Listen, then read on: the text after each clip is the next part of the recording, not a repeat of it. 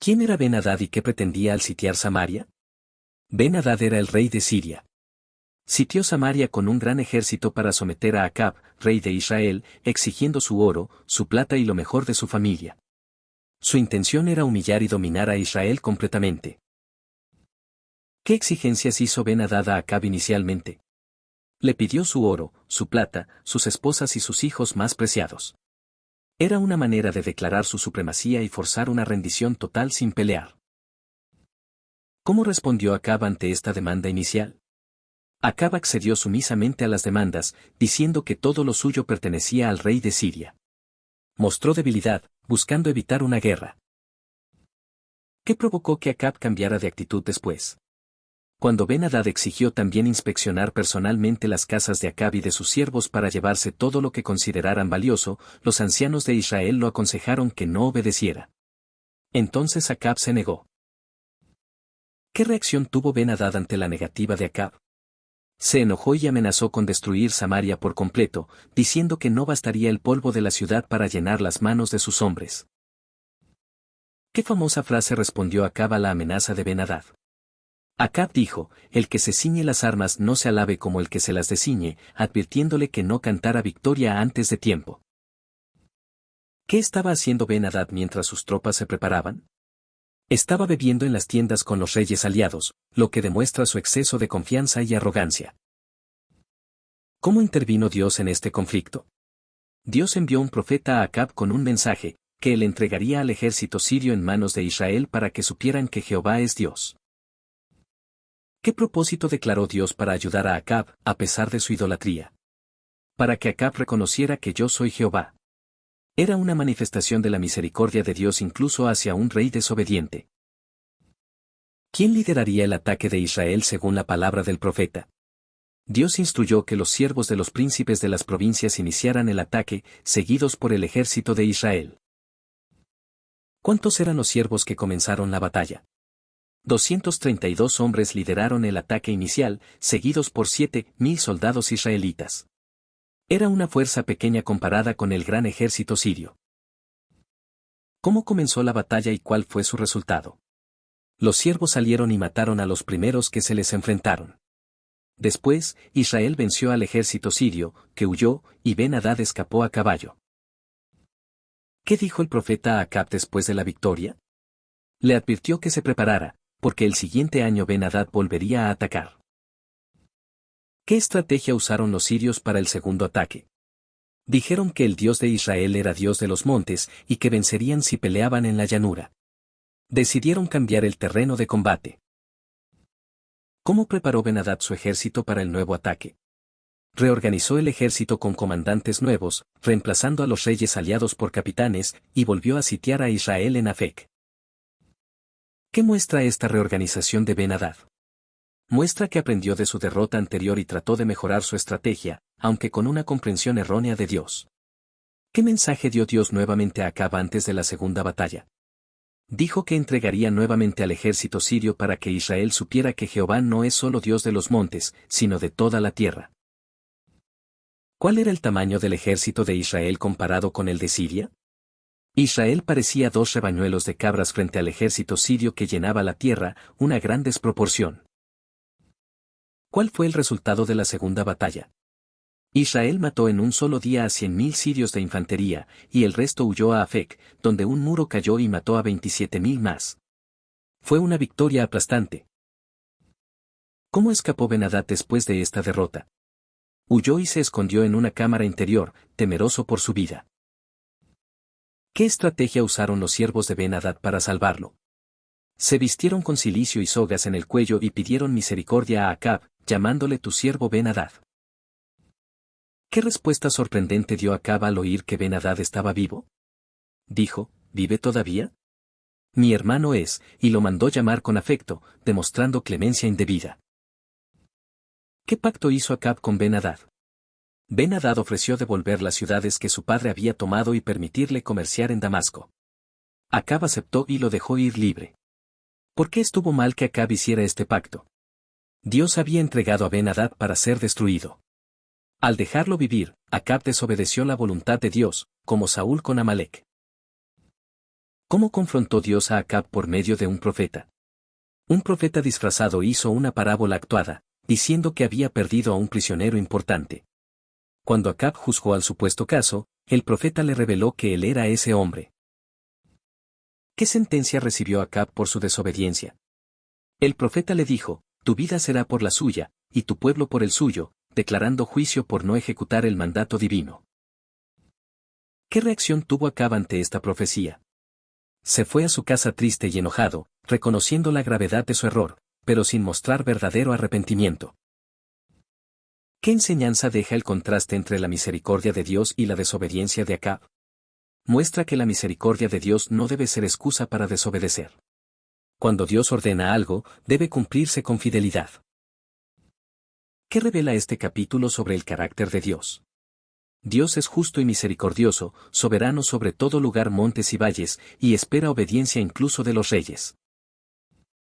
¿Cómo se manifiesta la soberanía de Dios en estas dos batallas? Él escoge los medios, los tiempos y las personas para mostrar su poder, incluso usando a un rey idólatra como Acab. ¿Qué error cometieron los sirios al interpretar a Dios como Dios de los montes? Limitaron a Dios a una geografía, como si fuera como sus ídolos, sin comprender que Jehová es el Señor de toda la tierra. ¿Qué demuestra la destrucción de los 100.000 sirios? La contundencia de la victoria muestra que no es la cantidad lo que da la victoria, sino el respaldo del Dios verdadero. ¿Por qué se considera este capítulo un ejemplo de juicio profético? Dios envía un profeta para advertir y luego para declarar juicio. Los profetas hablaban en nombre de Dios con autoridad. ¿Qué representa el acto de los siervos con cilicio y sogas? Una muestra simbólica de humillación extrema. Ellos sabían que su rey merecía la muerte, pero apelaron a la compasión humana. ¿Qué error espiritual comete Acab al decir mi hermano es? Confunde política con justicia divina y muestra más compasión hacia un enemigo de Dios que hacia los principios de Dios. ¿Qué nos enseña el uso de la parábola profética en este capítulo? Dios usa medios creativos para confrontar el pecado. La parábola ayuda a que el oyente juzgue su propio pecado sin darse cuenta. ¿Cuál es el paralelo entre Acab y Saúl? Ambos desobedecieron al dejar vivos a enemigos que Dios había condenado, y ambos fueron reprendidos por profetas. ¿Qué muestra la actitud del profeta al disfrazarse y herirse? Su obediencia radical demuestra el peso del mensaje. A veces los mensajeros deben representar dramáticamente la palabra de Dios. ¿Qué simboliza la caída del muro en Afec? Un juicio divino más allá de lo humano. La muerte de 27.000 hombres por una muralla muestra el poder de Dios en la naturaleza. ¿Cuál es el mensaje central de un Reyes 20? Dios defiende a su pueblo incluso cuando el líder es pecador, pero exige obediencia total. Su propósito es revelarse como el único Dios verdadero. ¿Por qué Dios ayuda a Israel, aunque Acab era malvado? Por amor a su pueblo y para manifestar su nombre. También muestra que Dios usa instrumentos imperfectos para cumplir su voluntad. ¿Qué papel juega la obediencia en este capítulo? Es fundamental. La victoria viene por obedecer la voz profética. La desobediencia trae consecuencias severas. ¿Cómo contrasta la actitud de los ancianos con la de Acab al principio? Los ancianos fueron firmes y sabios, Acab fue temeroso. El liderazgo sabio busca consejo, pero también debe obedecer a Dios. ¿Qué lección deja la derrota de Siria pese a su poderío? Que ninguna fuerza militar puede prevalecer contra Dios. La victoria no depende de la fuerza sino del favor divino. ¿Qué juicio profético se cumplirá más adelante sobre Acab? La sentencia de tu vida por la suya se cumplirá cuando Acab muera en la batalla, como juicio por su constante desobediencia. ¿Qué nos enseña este pasaje sobre el perdón y la justicia? Aunque Dios puede perdonar, también hay momentos en que su justicia exige juicio.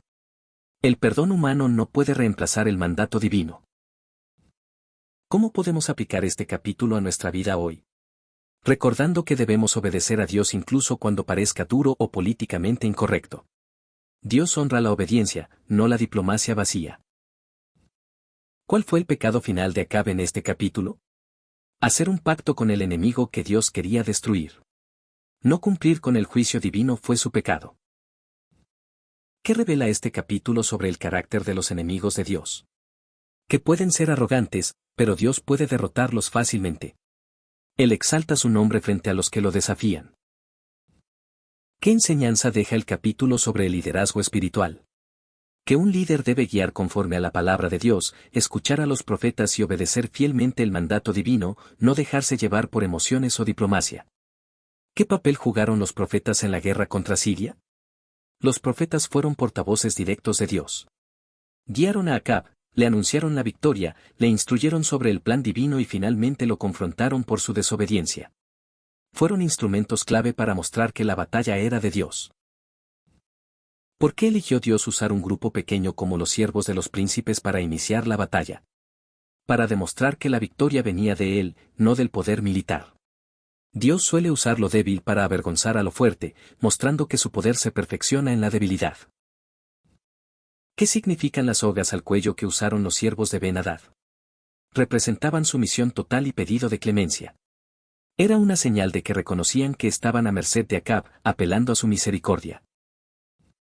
¿Qué importancia tienen las ciudades que Ben-Hadad prometió devolver a Acab?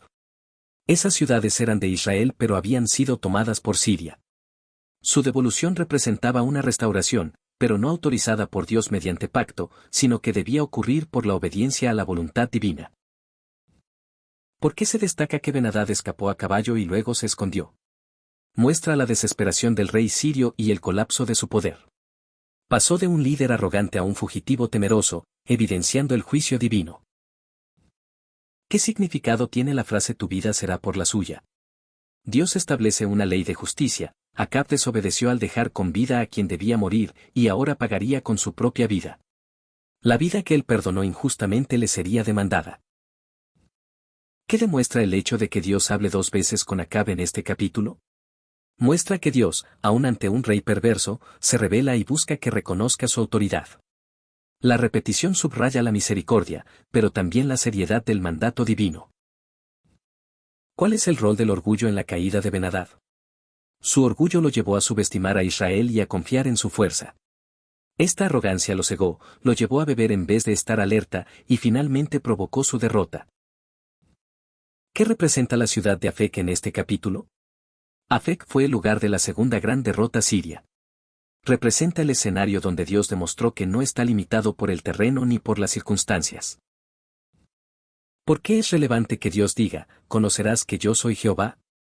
Ese es el propósito principal de las intervenciones divinas.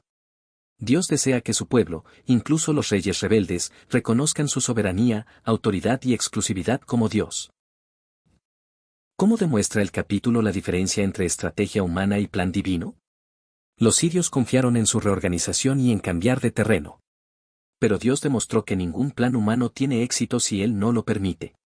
La victoria depende de la obediencia a su dirección, no de tácticas.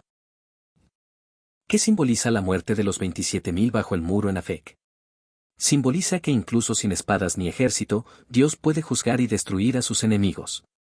El muro cayendo parece un juicio directo de parte de Dios, como en Jericó. ¿Qué enseñanza ofrece la respuesta de Acab al profeta disfrazado? Muestra que los humanos podemos ver claramente la justicia en otros, pero no aplicarla a nosotros mismos. Solo cuando se le revela que el caso es suyo, Acab reacciona. ¿Por qué Acab no se arrepintió realmente a pesar del juicio anunciado? Porque se entristeció y enojó, pero no buscó a Dios. Su reacción fue emocional, no espiritual. No hay indicio de que buscara el perdón ni cambiara su conducta. ¿Cómo conecta este capítulo con el mensaje más amplio del libro de Reyes? Refuerza el tema de que los reyes de Israel, aun cuando son infieles, están bajo la autoridad de Jehová. Dios sigue obrando a través de su palabra profética, juzgando y guiando a su pueblo.